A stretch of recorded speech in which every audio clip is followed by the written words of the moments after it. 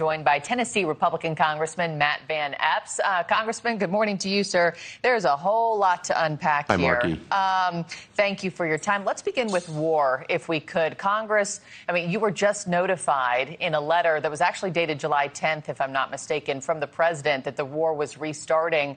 Your reaction and your assessment of where we are this morning in the conflict? Absolutely. Well, the president is the best negotiator in chief in the world. And the bottom line is Iran cannot have a nuclear weapon. And we are negotiating in good faith. The Iranians have not been, as we've seen.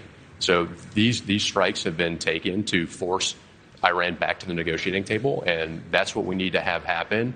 And the president is, like I said, the best negotiator in the world. And he will drive a good solution with this conflict. And you just take a look over the past, 18 days or so since the MOU was signed. Iran has repeatedly violated the terms of the agreement in the MOU, which clearly called for freedom of navigation. Why did the Trump administration wait until it'll be this afternoon at 4 o'clock Eastern to reinstate the American naval blockade? What do you make of the timing? Well, I think the president and the negotiators have been negotiating in good faith and trying to adhere to the provisions in the MOU. And what we've seen is Iran not doing that. When they attack ships and they're not being good partners in this, then we have to respond. And certainly when shipping is attacked by Iranians, we have got to have a forceful response to try to drive them back to the negotiating table. And so the president has a number of options available to include increasing and establishing the blockade. And so we see these measures coming back in to force the Iranians back to the negotiating table to fulfill their obligations in this MOU. And if we get the Strait of Hormuz under control, through this blockade, and I know the president yesterday in the Oval Office said he thinks that a mix of this blockade plus continued bombing is going to do the trick. How does that solve for the nuclear portion of all this? Well, it's a key provision in the MOU. And that is the bottom line here is no nuclear weapons here. And so getting the Iranians back to the negotiating table to adhere to this MOU is critical. And they use the Strait of Hormuz as a key driver for their finances and the oil that moves through that area. So we have leverage there, and that's what the president is using. And we've got to continue to press them to get back and to fulfill all of those objectives that the president and this administration has outlined. And Congressman, I also know that just yesterday, your major non-NATO ally Terror Threat Assessment Act just passed the House. You say that giving a country MNNA status comes with benefits, but it also comes with risks as well. Walk us through what this does and how we benefit from it.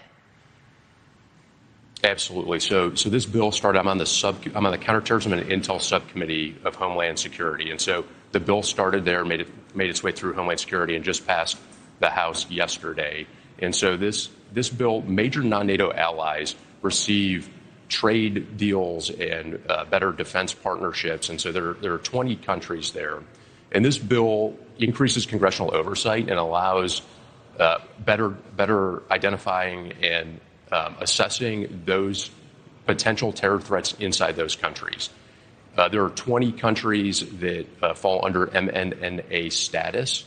And so this bill requires the Department of Homeland Security to work in conjunction with the State Department, the Director of National Intelligence, to provide a classified report to Congress 180 days after passage, and then every 2 years after, to identify potential terrorist organizations operating within these countries, to assess what the counterterrorism actions are, and then to figure out where the gaps are and provide Homeland Security with additional resourcing potentially to fill those gaps. Wow. Okay, we'll be watching, see what happens to it in the Senate. Thank you for clarity on that. Also, I'd be remiss not to ask you about the succession plans for the late Senator Lindsey Graham. Were you surprised that Senator Graham's sister, Darlene, was appointed to replace him? The president and also Governor McMaster thinking she's the best fit. I'm not surprised. From everything that I've read and seen, she seems like just a great person, a great candidate to step in and fill those very big shoes. The senator was a lifelong public servant, serving in uniform in the Air Force, and then serving both in the House and in the Senate. And as someone, I'm still serving. I was 10 years active duty. I'm still serving in the Tennessee Army National Guard, and having that lens and being able to still put the uniform on while serving in Congress is something that is really important to me, and it's something that Senator Graham did for a very long time, and it shows the love of state and country that he had, and I think his sister stepping in is a really great thing, and will carry his legacy and mission forward until the election happens. What are the chances do you think she actually runs for a full term? Well, I'm not sure. I'm not sure what her intent is to run, and I think that's possible. And as you had on the program a little bit earlier, a number of different candidates seem to be considering that, and there's a whole bunch of really great candidates. So I think we'll see. Would she be your top choice for a full term? Well, I'll be assessing and evaluating, I think, with a lot of folks and seeing what plays out. But she seems like a really terrific person and candidate.